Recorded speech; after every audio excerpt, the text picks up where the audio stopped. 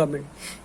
Because we take an example of China and India and China, famines in 1858 and 1861. China में क्या हुआ? China में famine I. It was very hit badly. China was very hit badly by the famine. India did not fare badly as compared to China because of its economic condition. Economic condition के कारण China जो है, India जो है संभल गई थी, स्थिति उसकी पोजीशन संभल गई थी. Reason for this could be that India responded to the food scarcity in a way that China government didn't. India government ने इस food scarcity को, food shortage को, कमी को भरपाई कर दिया जल्दी as compared to Chinese government. Here we see that democracy is better form than any other form of government in responding to the needs of the people. क्यों? क्योंकि it is more accountable. जवाबदेही ज़्यादा है तो तुरंत उसको जो जनता की जो दिक्कतें हैं उसको रिस्पॉन्ड करके उसको मीट करने के फुलफिल करने में वो उनकी ज़्यादा भूमिका रहती है of a democratic government. Second point, democracy improves the quality of decision making. अब डेमोक्रेसी जो है वो क्वालिटी ऑफ डिसीजन मेकिंग को इम्प्रूव करती है. कैसे? Democracy is based on consultation and discussion. अब डेमोक्रेसी में फाइल आई, पॉलिसी बनी, पास हुआ, इम्प्लीमेंट होने के लिए, पास होने के लिए भी कंसल्टेशन डिस्कशन चाहिए, इम्प्लीमेंटेशन के भी कंसल्टेशन चाहिए. तो एवरी स्टेप में डिबेट डिस्कशन चाहिए. तो improves the quality of decision making. Democracy is based on consultation and discussion. A democratic decision always involves many people.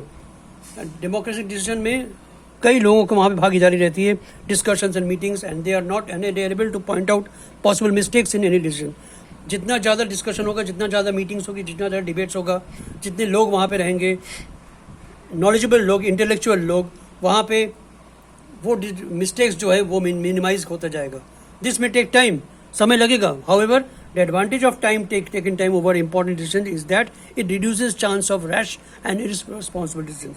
भले समय लग जाए लेकिन जो निष्कर्ष निकल के आएगा, क्रीम निकल के आएगा डिसीजंस का, निर्णय का, वो निर्णय कोई इररेस्पॉन्सिबल निर्णय नहीं होगा, कोई एंटी पीपल नहीं होगा, कोई रैश या जल्दी में बनाया हुआ डिसीजन नहीं होगा. तो democracy improves the quality of decision making.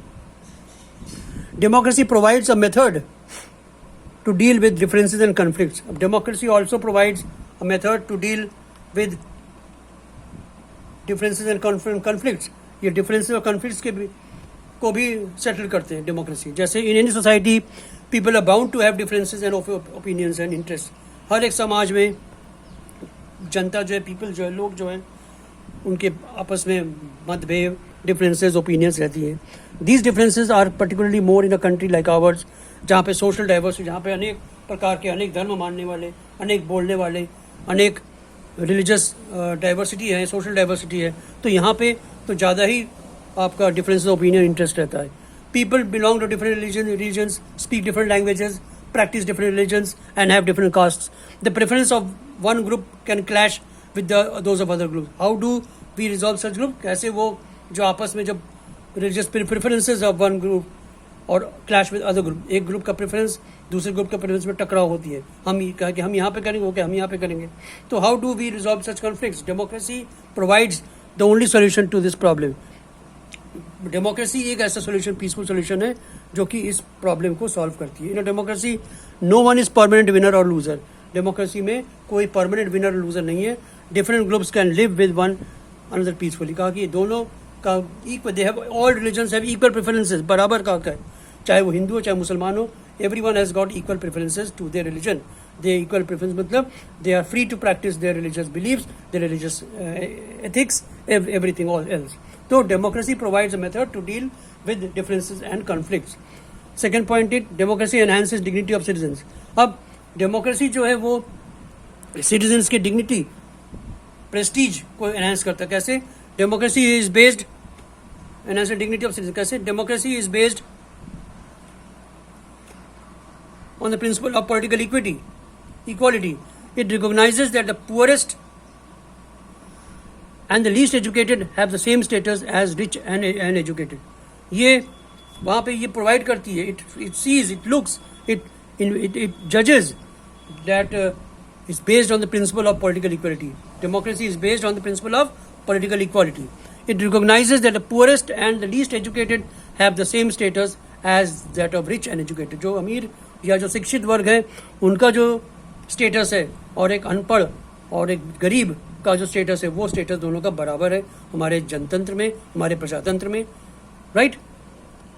Next point, democracy is better than other forms of government because it allows to correct our own mistakes. तो एक और पॉइंट आती है यहाँ पे, if know that democracy is better than other form of government because it allows us to correct our own mistakes. हमारी जो गलतियाँ हैं, हमने जो मिस्टेक्स की है, उस मिस्टेक्स को हमको मौका देता है कि हम रेक्टिफाई करें, हम करेक्ट करें, उसको हम ठीक करें. कैसे? Even if no government can guarantee no that no mistakes will be made. कोई गवर्नमेंट गारंटी नहीं दे सकता कि गलतियां नहीं होगी. In a democracy one can be sure that it will not be hidden for too long. कोई government गलती करेगी और वो गलतियां छुपी रहेगी, वो डेमोक्रेसी में पॉसिबल नहीं है. It makes space for public discussion on these mistakes. Democracy रहते जहाँ पे है, प्रजातंत्र जहाँ पे है, वहाँ पे गवर्नमेंट का जो एक्शंस है, गवर्नमेंट का जो पॉलिसीज़ है, प्रोग्राम्स है, लोग उस पर डिस्कशन करते हैं, लोग उस पर क्रिटिकल एग्जामिनेशन करते हैं, लोग उस पर एनालिसिस करते हैं. There is also room for correction. तो इससे सरकार के पास करेक्शन करने का भी मौका है. Rulers have to change their decision और दे कुड चेंज देमसेल्व्स भी चेंज. अगर जो शासक है, रूलर्स है, वो अपने डिसीजन जनता के मुताबिक नहीं करेंगे, जनता जो चाहती है वो नहीं करेंगे, तो जनता जो है उनको भी चेंज कर देंगे. Thus we can correctly infer that while democracy may not be a solution to all problems, it's still clearly better than any other alternatives. तो हम बात करते हैं सबसे पहले जाके कि आर्गुमेंट्स इन फेवर ऑफ और आर्गुमेंट्स इन अगेंस्ट डेमोक्रेसी. तो पहला पॉइंट है कि आर्गुमेंट्स अगेंस्ट डेमोक्रेसी. पहला पॉइंट आती है, leaders keep changing in a democracy leading to instability.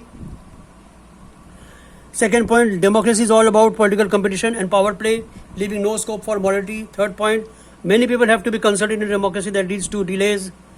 Elected representative leaders do not know the best interest of the people, resulting in bad decisions. Next point, democracy leads to corruption since it is based on electoral competition. Last point, ordinary people don't know what is good for them. They should not decide anything. Arguments in favor of democracy. A democratic government is a better government because it is more accountable form of government.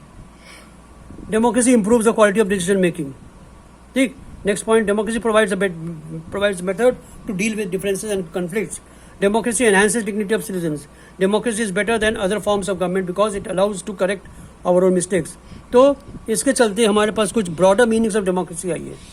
In this chapter, the meaning of democracy is discussed in descriptive sense.